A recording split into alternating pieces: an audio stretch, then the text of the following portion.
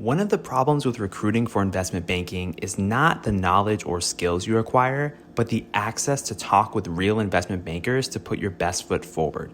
Our sponsor, WSO Academy, can provide those connections with 60 head mentors who are finance professionals at top firms like Goldman, Centerview, and JP Morgan. Imagine being able to get on the phone within 24 hours with one of the Academy's 1,300 mentors right before a critical interview. Get on the waitlist for WSO Academy today by clicking the link in the show notes or by visiting wallstreetoasis.com/academy.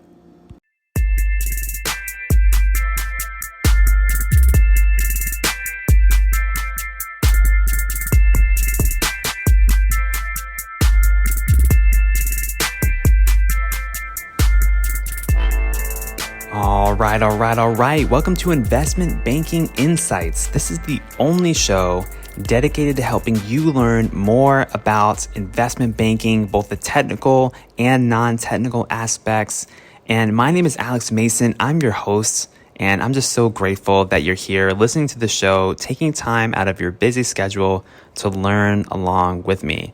And I'm recording live here from Ithaca, New York, here as a first year at Cornell, getting my MBA and pivoting to investment banking, just kind of starting this recruiting process over here. We're just getting going here with, getting that resume ready, checking my grammar and spelling and all those things. So that's what I'm doing, as well as studying these technicals, right? As well as studying these behaviorals, because it's so important that when we get in front of these bankers, whether it's for coffee chats, whether it's for actual interviews, we want to be ready. And so today's question is a behavioral one, and we're going to talk today about mistakes. Tell me about a careless mistake you've made. That's the question. Tell me about a careless mistake that you've made. Now, what's the point of this question? I want you to always be asking this in the back of your mind as you're practicing. You wouldn't want to practice the wrong thing and then get in a real life scenario where you're not able to perform at your best. This question, to me, gets to the heart of your level of maturity. Are you able to reflect on your own experiences and learn from them? Or are you the type of person that makes a mistake and then just says, oh, well, I'll try better next time, and then you just go about your life? And then when that situation comes up again, you end up making the same mistake over and over again. Or are you the type of person that says, you know what, I'm going to try to figure out the root cause of this. I'm going to adjust my behavior, maybe implement some systems to make sure that I don't repeat that mistake ever again. That's the kind of person that they're looking for. I think that's the kind of person that every employer is looking for, quite frankly, because it's all about maturity. Owning your mistakes is super important. Okay, and there are different variants of this question that you might encounter, but to me, they all point to the same thing. So let's talk about how to answer it well. First, you need to have a story ready to tell. When have you failed, and what have you learned from it? And just as an example, I'll go ahead and tell one of my stories if I was answering this question. So if a banker asked me, tell me about a careless mistake you've made, I would say something like this. Well, during my freshman year at MIT, I joined the rowing team, and it was really exciting. I was in a team environment, and I had a lot of fun. One time we were having a scrimmage on the Charles River, and we were rowing.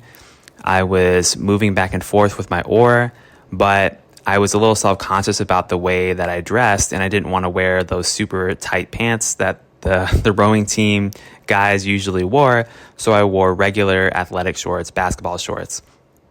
And as we were rowing during the race, my team was winning, and we were in the lead against the other boat, but then my shorts got caught in the track of the boat, and my oar got plunged into the water. My oar was shoved against my chest, and the whole boat just came to a halt. We were totally not in sync anymore, and the other boat surpassed us and ended up beating us in the race. And I remember the coach telling me, like, hey, Alex, like, you need to be mindful about how you're dressing because you just cost your team the race. And that always stuck with me because I realized it was just a careless thing. I just didn't want to look, what I felt like was looking weird. And I cost my team that race because I wasn't prepared. And so that was a careless mistake that I made But I realized that when I show up in a team environment from that moment on, whatever we're doing, I need to come prepared. I need to be ready to contribute. I need to be there to help the team accomplish a common mission. So that's what I learned from that experience. Okay, so how did you like my story? True story, by the way, true story. So you see what I did there? I brought up something from my past where there was a situation where I had the ability to make a choice. I then made a choice and it was a bad choice. It ended up being a mistake. And so I talked about the mistake that I made, the actions that I took that led to that mistake. I then talk about the consequences. What happened? Why was it a mistake? What are the stakes here? Every good story has some kind of tension, some kind of stakes are at play. And then once the consequence was realized, then I went back and reflected on what happened, what went wrong, why I even made that choice in the first place, and how I adjusted my behavior for future similar situations. So that's how you want to do it. Always remember too that the structure and the length of your story really matters. Give a little bit of context, then talk about what you did that led to that mistake, give the consequences, and then reflect on it. And in my opinion, it's super important that you get that last part in as part of your answer. Do not forget to reflect. The interviewer wants to know who you are as a person. Are you thoughtful enough to not repeat this mistake? And I would even say you get some bonus points if you've encountered a very similar situation in the more recent past, that you've changed your actions in order to get a better result. So think about that as well.